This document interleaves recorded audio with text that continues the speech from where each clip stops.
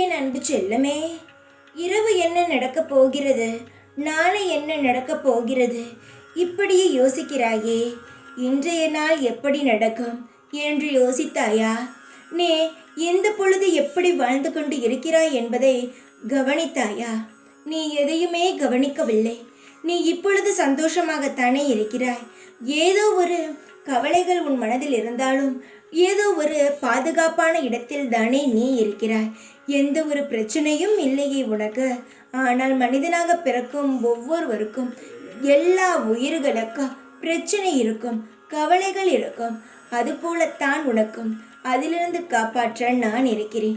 நீ இப்பொழுது பாதுகாப்பான இடத்தில் இருக்கிறாய். பிறகு எதற்காக தேவையில்லாமல் நாளை என்ன நடக்கும் என்பதை யோசிக்கிறாய். இன்றே நீ பாதுகாப்பான இடத்தில் தான் இருக்கிறாய். நாளையும் நீ நிச்சயமாக பாதுகாப்பான இடத்தில் தான் இருப்பாய். சில முன்னேற்றங்களும் உனக்கு கண்ணுக்கு படும். எப்பொழுதுமே நீ இந்த மாதிரியே இருந்துவிடக்கூடாது. சற்று தெளிவாகவும் சற்று சிந்தனையுடனும் நல்ல கம்பீரத்துடனும் பயமில்லாமல் எப்பொழுதும் தெளிவான மனதுடனும் நீ வாழ வேண்டும். எப்பொழுதும் பயந்து நாளை என்ன நடக்கும், நாளை மறுநாள் என்ன நடக்கும் என்பதை யோசிக்க வேண்டாம்.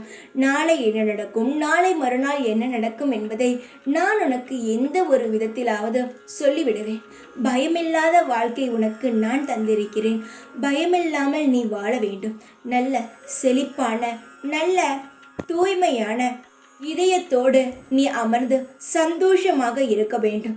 உன்னுடைய பூஜை தொடர்ந்து நடைபெறட்டும். உன் வாழ்க்கை இன்னும் மேலும் மேலும் வளர்ந்து கொண்டே இருக்கட்டும்.